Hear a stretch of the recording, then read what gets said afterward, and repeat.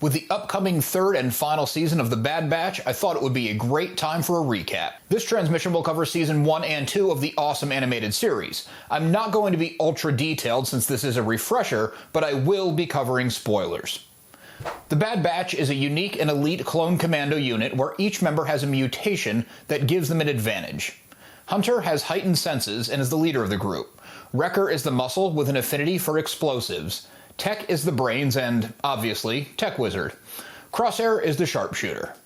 These characters are introduced in the final season of the Clone Wars. They help the 501st on a mission where they rescue Echo, a clone long thought to have died in combat. Echo has been made a cyborg by the enemy and is scarred inside and out. He doesn't feel he belongs with the Regs and joins the Bad Batch. The series begins at the end of the Clone Wars. Order 66, Palpatine's preset plan for the clones to turn on the Jedi, is called in the very first episode. Because of their mutations, the Bad Batch are largely resistant to their inhibitor chips, with the exception of Crosshair. They are present for some regular clones, Regs as the Bad Batch calls them, executing Jedi Master Depa Billaba. Hunter pursues her Padawan, Caleb Doom, but lets the boy go. He lies to Crosshair about it, but Crosshair isn't buying it. The unit returns home, to Kamino, and meets a young girl called Omega. Omega is an unmodified clone, though it is said that she's enhanced, so I'm not sure how you can be enhanced yet unmodified. She's a big fan of Clone Force 99 and feels a kinship with them as she doesn't belong with the Regs either. The Batch are already seeing how things are changing under the Galactic Empire, and they don't like it. While they are good and loyal soldiers, they reason that they're soldiers for a republic that no longer exists. When they're tasked with executing a bunch of civilians, they decide they're done with the Empire, all except for Crosshair. His inhibitor chip is working. Though it's not as powerful as the Regs, Crosshair splits from the group. The rest of the Batch sees Omega as one of their own, especially Hunter, and she joins the group. The Batch now accepts they're fugitives. They meet up with old familiar faces, no pun intended in that some of the faces are exactly the same as theirs, and try to find their new role in the galaxy. The Empire rolls out many oppressive new laws, making life tough for any non-joiners, especially those on the run. The Empire, still meddling on Kamino, is working on a plan to no longer utilize the clones.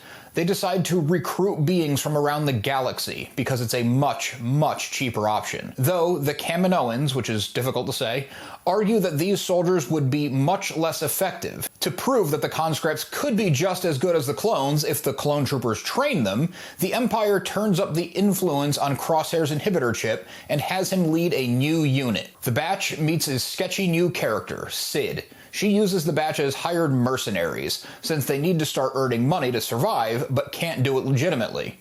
The group has a rough time adjusting to this new life, but they come through for each other in the end. Omega starts to bond and proves she can be a useful addition to the team. Captain Rex gets involved and has each remaining member of the Batch remove their inhibitor chip, all except Omega, since she never had one. The Kaminoans are no longer able to use the DNA stores they have of Jango Fett, the original donor for the clones.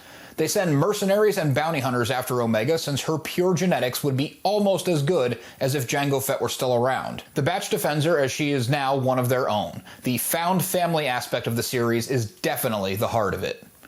At the end of the first season, a massive battle takes place on Kamino where all the clones were created. The Batch tries to convince Crosshair to rejoin them. They insist it's just his chip keeping him under the Empire's thumb.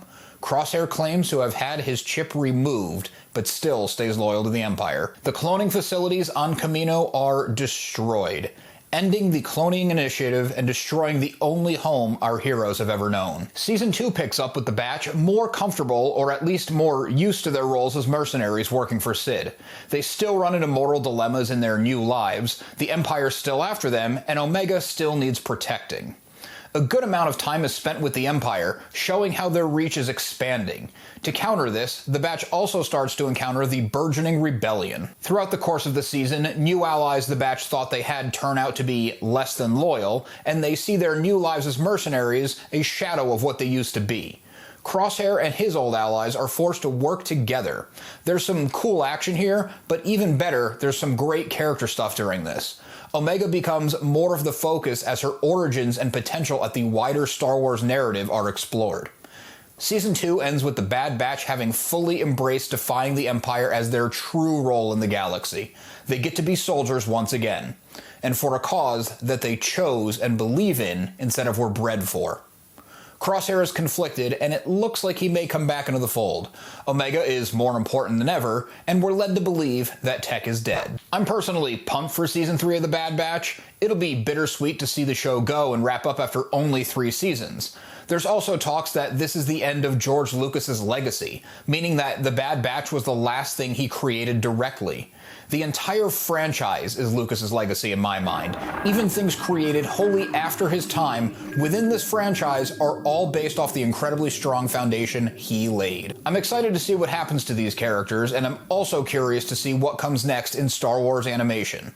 It's been some incredible storytelling. I'm hoping the storytellers jump to a new era to explore. The High Republic would be cool, or even filling in some blanks around the sequel trilogy. Check out this transmission to keep exploring the Star Wars universe.